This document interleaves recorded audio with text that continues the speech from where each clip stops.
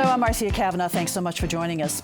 Well, now that the mayor has stated his wishes, all that's really left to the effort to relocate some public monuments is decisions on when and to where. Far less controversial are the decisions some local governments will have to make about what to do with the BP windfall coming their way. We'll look at these stories tonight, as well as the status locally of same-sex marriages, the latest on the investigation of a parish president, and New Orleans ranked second on a prestigious list. Our Future Watch segment looks at a program to deal with the homeless. Joining us are tonight's Informed Sources. Errol, Laborde, producer of Informed Sources. Richard Thompson, reporter, The New Orleans Advocate. Don Ostron, Channel 12's Future Watch reporter. And Jaquetta White, reporter, The New Orleans Advocate. We're going to go over to Jaquetta first. And the mayor, Mayor Landrieu, appeared before the New Orleans City Council yesterday, asking them to remove some monuments and citing the public nuisance ordinance as a way to do so. What happened there? So what he did was he basically formalized a call he made last month to take these monuments down. And he's asking the council, and the council has agreed by a motion they passed yesterday, to kick off a process of discussions, both with city departments. The council will solicit comments from the city attorney's office, the HDLC, and various other agencies. And then also the city's Human Rights Commission will have public comment where the public can go in and comment. At the conclusion of those, the City Council, if it's found that most people believe, or that these agencies believe, these statues are a public nuisance as it's been described, the council will introduce an ordinance to have them removed. What statues? What are we talking about? Which so ones? We're talking about, the mayor has outlined four statues, four monuments. The one at Lee Circle to Confederate General Robert E. Lee. There's another of a mounted Confederate General P.G.T. Beauregard. That one's near the entrance to City Park and the New Orleans Museum of Art. There's also a monument to the Crescent City White League, a white supremacist group formed during the Reconstruction era. And the final one is a statue to Jefferson Davis. And then also regarding Jefferson Davis, we have a parkway named after Jefferson Davis, and the mayor has a recommendation for that, That's right, and that was a surprise yesterday. Although he had called for the four monuments to come down last month, yesterday he said that he also would like to rename Jefferson Davis Parkway after Dr. Norman Francis, the recently retired president of Xavier University. And that, quite honestly, could be the most difficult change to make, because it requires changing addresses for all the businesses along that road. It requires changing maps for the city. You have to give new information to EMS and to the fire department. So that could be a bit of a fight going forward. You know, why is the city now engaging in this discussion? Well, this was all kicked off. I think there's growing national sentiment that this should happen. All kicked off by the murder of 9 African Americans at a church in South Carolina. The shooter in that instance, the alleged shooter in that instance, Dylan Roof, has been photographed carrying a Confederate flag. And there have been calls in South Carolina and elsewhere for the flag to come down on public property, and that's also bled around the country to calls for Confederate monuments and the battle flag to be removed elsewhere. And the South Carolina legislature, both houses did approve the Confederate flag being taken down in front of their state house. And it was taken down this morning, Friday morning. Taken down today on Friday. That's right. So yesterday you were there at the council hearings? I was. And I did watch some of them online, because you can do that. It streams live online.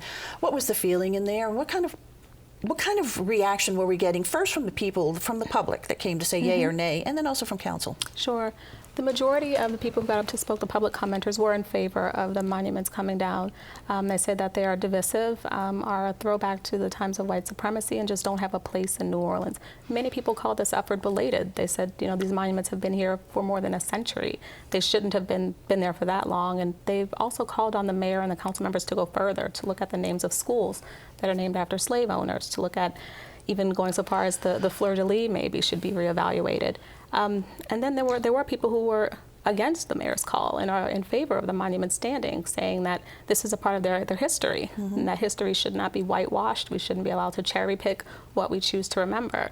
The mayor, though, said that this is not about, you know, remembrance is fine. We should remember our history. We should honor our history, but we shouldn't hold certain things in reverence. There are no cities that we can think of where the side on the losing end of a war has statues and monuments named for them and in prominent places in the city. New Orleans is unique in that regard. The United States is unique in that regard. And so they're proposing that the place for these are museums. We have a Confederate museum here, then why not honor the history there? What was reaction from council members? There were Of the 7 members, 6 were present yesterday. Councilman James Gray wasn't there. 4 of them spoke pretty emphatically in favor of the mayor's suggestion. That would be Jason Williams, the council president, Latoya Cantrell, Nadine Ramsey, and Jared Brosette. Susan Guidry gave a more measured response. It was more, I'm open, and I'm looking forward to opening this discussion. We should have an understanding or some clarity on what is educational, what is honorific. And Stacey Head didn't comment at all, actually. Well, something I know that the mayor said in his comments yesterday is that there is certainly a place for remembrance as opposed to reverence. And that's essentially how he has seen the handling of these monuments that have been throughout the city, is revering them. But I know a lot of people in the city say, what monuments? We're not even aware of what's going on or what he's talking about here. Yeah, it's true. And it's possible that, especially for the Lee Circle one, if you don't look up, you might not see it. But there are also people who say, you know, I know it's there. And if we are going to honor someone, why does it have to be a Confederate general? And a losing side. Exactly. Yeah. So let's talk about, okay, if the council decides to remove these monuments, and as you say, there will be public discussion sometime over the next 2 months about that. That's right, it's a 60-day process. Where could they possibly go? Has any discussion been made about that? It has not. I don't know where they would go. Definitely less prominent places, perhaps museums. I'm sure there'll be offers on the table for folks who want to preserve them and want to put them somewhere. Definitely not, in my estimation, on public land. Okay, well, I'm sure that there will be a lot more discussion coming up in the weeks ahead. I think a likely place for the Lee statue would be the Confederate Museum, which is not far away, you know. One thought for the Beauregard statue could be, you know, Beauregard was from St. Bernard Parish, and maybe the people in St. Bernard, you know, might want to. And then for Jeff Davis, he had the home that he bought after the war, Beauvoir, on the Mississippi Gulf Coast, and so that might be an appropriate place for that. And of course, the Liberty Monument has come and gone over the years. It's been removed a couple of times because of construction, and now it's kind of tucked away by the parking garage, is it? Yeah, the Liberty Monument was originally on Canal Street, and then there was a controversy over it. It's a complicated issue, I almost hesitate to get into it. But during Reconstruction, there were really 2 governments in Louisiana. Lincoln himself felt that Louisiana would probably be the first state to come back in the Union, that the feeling was less hostile in the state. And so really the federal government was actually working that you had a kind of like pro-union government, and then which they saw as being the carpetbaggers, and then there was a locals government. And so it was really the beginning of what would be a long period in local history where you had the local middle class versus what they saw as being outside intruders. And the monument to that, later on, they added some wordage to the monument, which was probably unfortunate, which was a little bit more had a white supremacist tone. But the original monument just talked about that clash, and there was a battle one time. It was a very volatile time. I mean, the 1870s. I mean, the time after the Civil War was sometimes more difficult than the time during the Civil War, because New Orleans fell quickly during the Civil War. But during Reconstruction, there were some tough times. All right, discussion ahead. Thanks a lot, Errol and Jaquetta. I'm going to go over to Richard right now. Let's talk about BP money. Big settlement, and parishes are receiving money, as are cities. So let's talk about who's getting what. So last week, as part of the record $18.7 billion settlement between the 5 states, the federal government, and BP, there was up to $1 billion that's set aside to settle some of these local government claims in the 5 states. And so after the spill in the years since, more than 500 lawsuits were filed against BP, from anything from parishes to school districts to sheriff's boards to mosquito districts. Anybody who thought they could apply for it had filed suit. And so what this does is it sets aside up to $1 billion to try to resolve some of those claims. And so in the last week, we've started to see each of these settlements that BP has offered has to be approved at some level. So we've started to see some of these parish councils call meetings, school boards call meetings to start to approve some of their deals. And just so far in the last week in South Louisiana, we've seen over $200 million in settlements that have been signed off on so far. And there's some big ones too. Jefferson Parish stands to get more than $50 million as part of it. The city of New Orleans, I think, is about $45 million. St. Bernard, which was hard hit from the spill, is about $10 million. St. Tammany also, I think. St. Tammany is also getting a share too. And this, for these parishes, is really a boom in some ways because it's going to come as a lump sum payment with no restrictions sometime within 60 days as long as BP approves on the final settlement and a judge still has to sign off on it. And so do these monies have to be spent in any sort of certain way, or the parishes and localities can just sort of spend as they wish? It's up to them to spend it how they wish. And so already there's some talk. It seems like it's a little early in the process for what folks want to do. It sounds like Mayor Langer and the city has talked about wanting to spend it on coastal restoration, though there haven't been any solid plans necessarily they've put forward with it. Councilmember Head has talked about wanting to fix the city streets and the potholes. Yeah. In St. Bernard, Parish President Peralta has talked about wanting to set some of it aside as a rainy day fund that he can lean back on if he needs to. That sounds like if you're a council member and someone says, would you mind approve us giving you $1 million? I mean, you say, where do I sign? But aren't there a couple of jurisdictions that might be holding out? There are a couple of jurisdictions we've heard so far that are going to be holding out. One is Plaquemines Parish, and also until these settlements are approved at the council level, that we don't really know what's being offered. But with Plaquemines, they feel as though their settlement offer just isn't enough for the damage that they sustained to their coastline, which was over 90% of the damage that was done to the coastline from the oil at the time of the spill. Another is also the town of Lafitte in Jefferson Parish. It said that they plan to opt out as well. Opt out, so then what would be the next step for them? So for them, Continue in court? this 5-year legal battle will continue. Yeah. Presumably, unless they can settle with BP on their own, they would continue the legal process. Okay, all right. Thanks a lot, Richard. Okay, Future Watch time. Dawn, a new program now for homeless and also for ex-offenders as well. There are two different things we'll talk about. One is a new program launched by the DDD called the New Paths Program.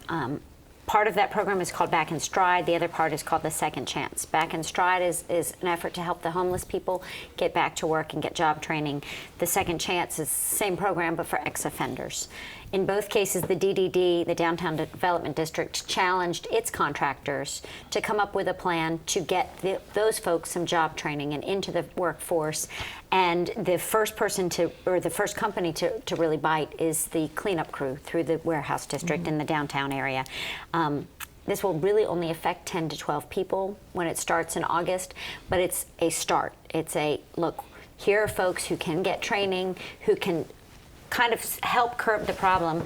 If we quantify it, there are about 1,700 homeless in the city of New Orleans right now. 500 to 600 of them have no emergency shelter at all. That means nowhere to go. They are truly homeless. To quantify it further, Errol and I were talking before the show, panhandlers, the folks you see on the side of the street with their signs, they're a completely different population according to city officials in Downtown Development District. They are folks who have a occupation of sorts, panhandling. They are not without a home, they're not without resources. In fact, many times they do have a home. And the city wants to kind of clarify that that's a different part of the problem. The New Paths program, job training opportunities in public safety, not public safety, I'm sorry, in cleanup, in hospitality, in landscaping, in technology. There are a bunch of areas around the city where they hope to challenge other contractors to provide training and bring these folks into the workforce. The other thing the Downtown Development District is looking into, along with city partners and the University Medical Center and a group of about 60 partners, is a low barrier shelter. They've recently traveled to San Antonio, Texas to look at a shelter that is not completely a four-walled structure. It's a roof and some low barrier walls, and apparently the worst of the worst in homeless, mainly mental health cases, aren't willing to come into a shelter with four walls, but still would like a place to get out of the rain, get out of the sun, have some sort of shelter. And if it exists with low barriers and they can go in, they do go in and they seek help, and they can be more centrally located and have access to mental health counseling, and then access ultimately to job training programs. So the goal is to get one of those shelters here in New Orleans as soon as possible. Where would that be located? They don't know yet where, looking for land either to purchase or city-owned land where they don't have to purchase. The price tag on this, depending on the real estate construction, would be about $4.5 million. If they have to also then purchase the land, the total price tag would be about $7 million. They're starting to look kind of right away.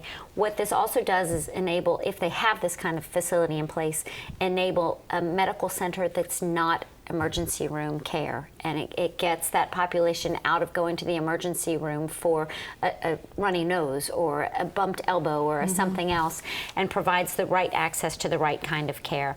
It's working very well in San Antonio and other cities. The goal is to get it online here in New Orleans as soon as possible. They don't have a place yet.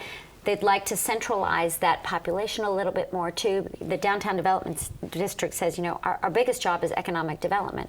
When you drive into the city of New Orleans right now and you're greeted by people after people after people with signs asking for money, that the panhandling's one problem, the homeless is another problem too. You don't want to see the tents under the highway. They're trying to make it so that those folks can get the help they need, but also that the city can appear clean. And so when does this program start again? Well, the job training part, the New Paths program, starts next month, August 1st. The training kicks off. I know people ask, why does the city allow for the street begging, but they're protected by the Constitution? They are protected by the Constitution. It's considered free speech. They can be regulated, but not stopped. The regulations in the city of New Orleans say that they cannot panhandle with their signs between 7 p.m. and 6 a.m.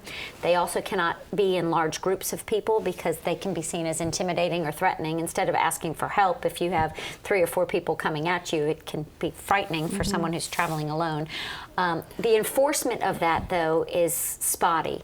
The DDD said to me today, or this week, if you see it and people are stopping you at a red light at 8 or 9 o'clock at night, you can either call the New Orleans Police or you can call the Downtown Development District Rangers if you happen to be in the downtown area. It's not allowed during those off hours. All right, let's go over to Errol right now too, talking about New Orleans as a tourism destination. So this is an important issue that the city has to deal with. Yeah, this is good news.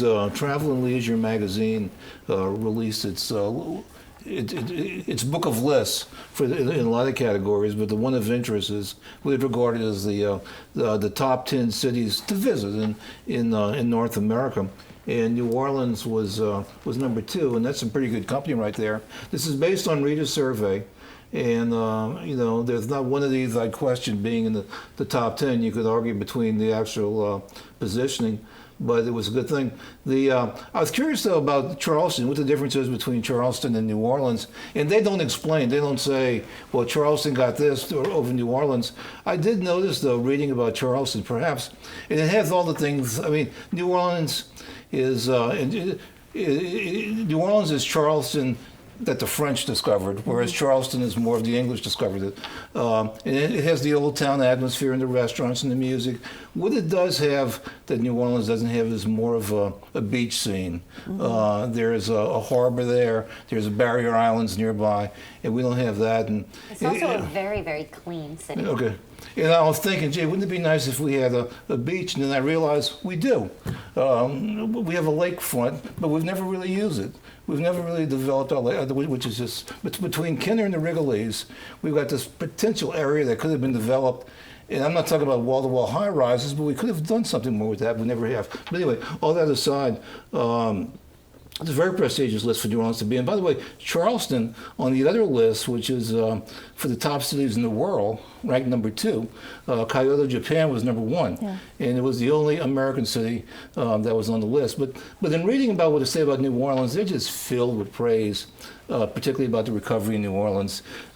Just what it's done and how quickly it's come back and the way it's still maintained that character and yet developed new character to it. And so it's very, very glowing, as you'd expect. Well, you know, the city that ranks number 2. And look at the people we beat out. I mean, you know, New York and Los Angeles and Chicago and so Santa Fe, San Francisco, Quebec. Yeah. And for a moment I thought, well, you know, maybe New Orleans was pulled down because of crime, but of course Charleston had a horrific crime too, even though that was probably done before this was tabulated. But it's good news for the city in terms of the image that it's getting. And it's becoming more of a convenient city to visit, too, because air transportation is getting better. There's more nonstops to New Orleans. And there's probably more nonstops to New Orleans than to Charleston, actually. And so who knows if we could be on the way if we could just get a beach. You know? So, yeah, well, we already have the sort of nonstop choices of things to do. There's just so many wonderful activities here, and for the family too. You know, for kids as well. And that used to be one of the arguments against New Orleans. Great adult town, not an attractive family town, but now it is. It is a good family destination. I just had my 2 little grandchildren down here, and they loved it, and I want to get them back soon to enjoy even more. Okay, Errol, thanks a lot. Jaquetta, over to you. Same-sex marriages and the state of Louisiana and in our region, what's happening? Licenses are now being issued? Licenses are being issued. Louisiana, on the first day, on the day the Supreme Court's decision came down, did not issue a single license. And that was the only state. Mississippi may have erroneously issued a couple, and Louisiana was officially the only state that did not issue any licenses that day. Governor Bobby Jindal was pretty relentless in saying that that he would not comply with this order until directed to do so.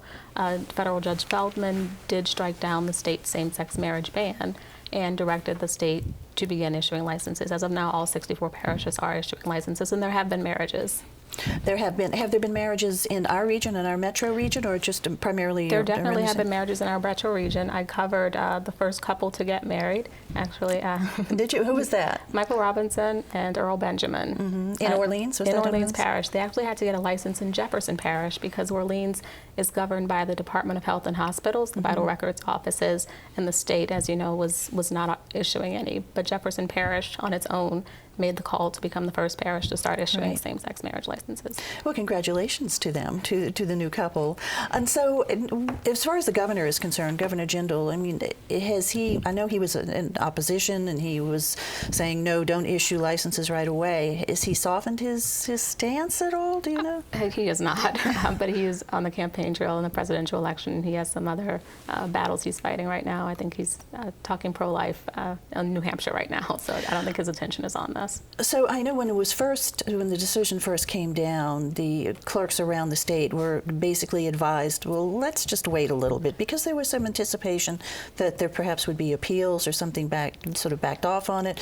That is just not the anticipation or relief at this point. No, it's here. It's not as though the Supreme Court was going to say, oh yeah, we got this wrong, we'll go back and we change our minds now. That was quite honestly a stall tactic. The Clerks Association advised the clerk's offices to wait the 25 days that you have to file an appeal. It was clear from the get-go that was not going to happen, and now they've all sort of complied with the Supreme Court's order.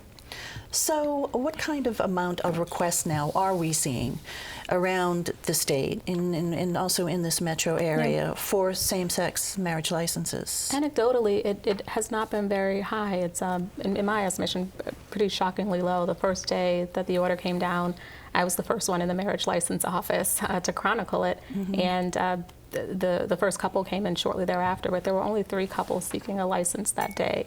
Now that could be for a couple reasons.